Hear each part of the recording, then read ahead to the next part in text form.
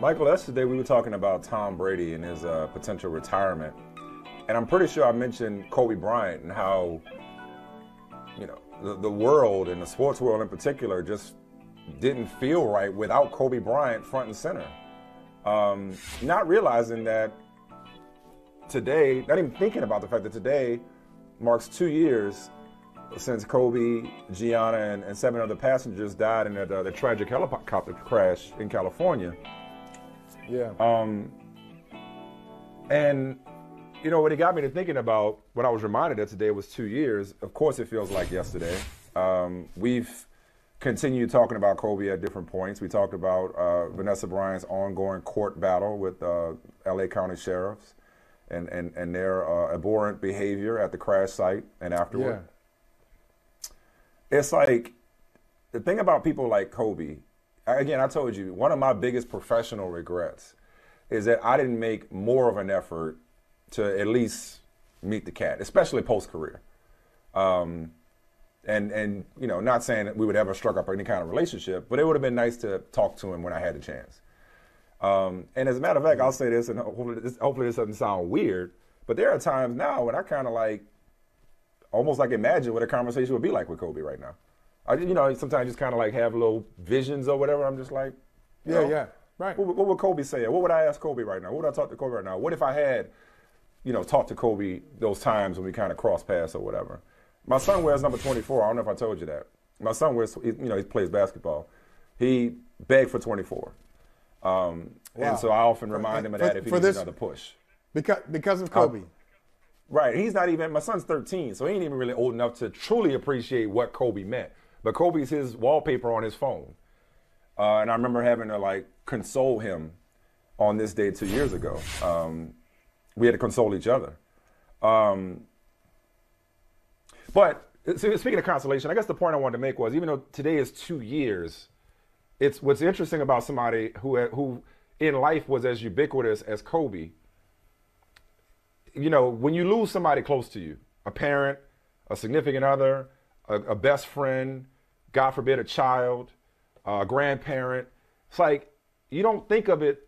The grieving process doesn't take a year off until a year ago or 2 years ago or 5 years ago or 10 years ago. Right. It's like maybe more people kind of stop and acknowledge that the round number that is 2 years since we lost Kobe Bryant. But the truth of the matter is, for Vanessa and Natalia and Capri and Bianca and us, even though, again, I didn't know Kobe, Kobe felt like family. Kobe felt like a brother from another, even though I never had the pleasure. And so it's like I think about Kobe all the time. You know what I mean? It's like randomly I'll think about Kobe Bryant. I'll think about what happened. And I'm sure every day is just like the day that they lost Kobe. Maybe less and less, I pray, that peace that transcends understanding. I pray that every day is less and less painful somehow for Vanessa and the kids. But I'm sure, they're not looking at it oh, it's been 2 years, guys. It's like, yeah, they knew that yesterday and the day before and the day before and every day since that awful day. So it was just, it's interesting. It still doesn't feel real. Still doesn't feel real, even 2 years later. Hey, but first of all, I want to tell you that's not weird. What you said about, sometimes you imagine conversations, what conversations would be like with Kobe and what Kobe would be saying about the space that we're in right now. I know we're going to be out in LA in a little bit for the Super Bowl. And one of my favorite moments from Kendrick Lamar's To Pimp a Butterfly was that segment where he has this conversation, this imagined conversation he has with Tupac. Mm-hmm. Obviously never met him, but hey, I'm going through this, you went through this. What is that like? I think that happens a lot with people. When you have a loss, when there's an absence, you wonder, especially from somebody that you're close to or somebody that you have a lot of respect for, you wonder, okay, I'm experiencing this. Did you experience this too? Or I'm thinking this way. I'd like to hear your thought about it. It's more like when I was I'm talking specific, you ever replay scenarios? I'm talking specifically when I was a young reporter in Boston and the Lakers were in at the Garden. And I literally was... And I imagined doing that again. Or I was at the opening of the National Museum of African American History and Culture, and Kobe was right over there. And I didn't just want to run up on dude like that. You know, enough people were doing Right. that. I didn't want to run up on him. I'm like, what if I had? Like, what would that conversation have gone like? What could have happened after that? You know what I mean? That was that But kind I think of stuff. I think that's like a missed opportunity. But I think that's good to think of for many reasons. And one of them is something we say it all the time, especially when there's a tragedy. And I can't speak for anybody else. I don't always follow up on that perspective that we say we've learned. Okay, now you've got to appreciate this. You got to appreciate this moment. You got to appreciate this person or this blessing, whatever it is. We do it in tragedies, but I think, great talents like Kobe and others remind us that there are a lot of these jewels that are just out there, just like every day. I told you this before. I didn't say it on air, but we talked about this off air. Sometimes in the morning, I always I drop off my son. I drop off my kids in the morning. I'm a morning person, which my wife is like, oh my God, how are you so on in the morning? Please. It's not brother from another. You're not on the air. Inside voice, please. But I'm just like ready to go when in the morning. But I'll drop off my kids at 2 different schools.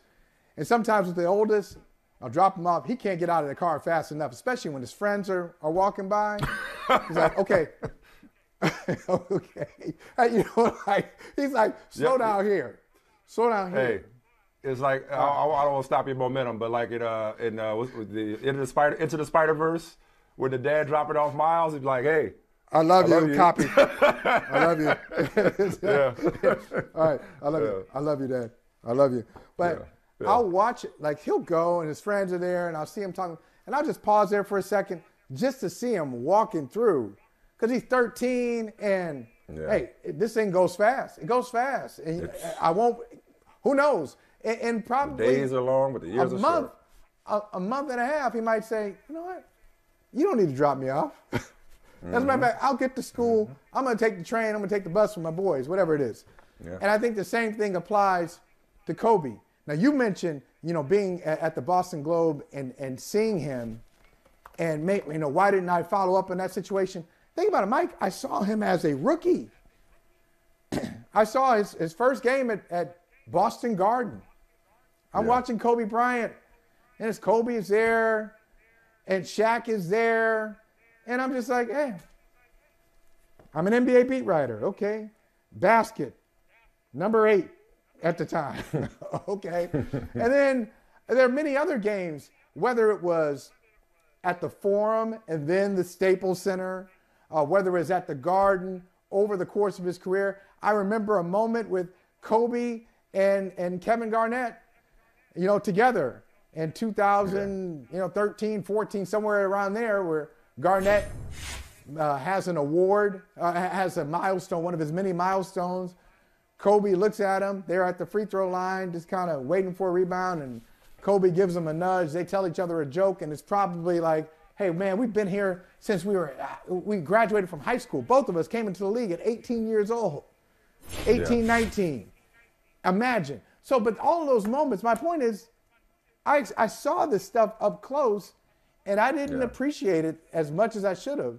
And I would say we really have to do this. There are so many things that are happening for us athletically, socially. Culturally. Like everything. Yeah. Just appreciate it.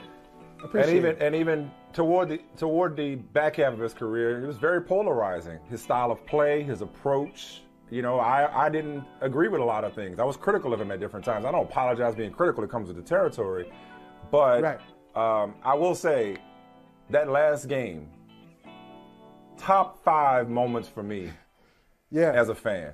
I have never been more of a fan than I was that night. I was on TV that day and I said, he's going for 50 tonight. I didn't see 60 coming. I was like, you're going for 50 tonight. And that was one of the top 5 moments I've ever had as a fan, watching that game from a hotel room on television. Still gives me chills thinking about how he went out. It still makes me sick to my stomach thinking about how he left us, how he and Gianna and those 7 other passengers left us. But they're still here. They're still here. I got that picture still on my phone. That's my favorite picture. I got that one on my phone. And like I said, man, My son's wearing 24, and he's wearing it proudly. Hey, thanks for watching Brother from Another on YouTube. Make sure you hit subscribe before you leave, and be sure to watch us 3 to 5 p.m. Eastern Time on Peacock. Appreciate you.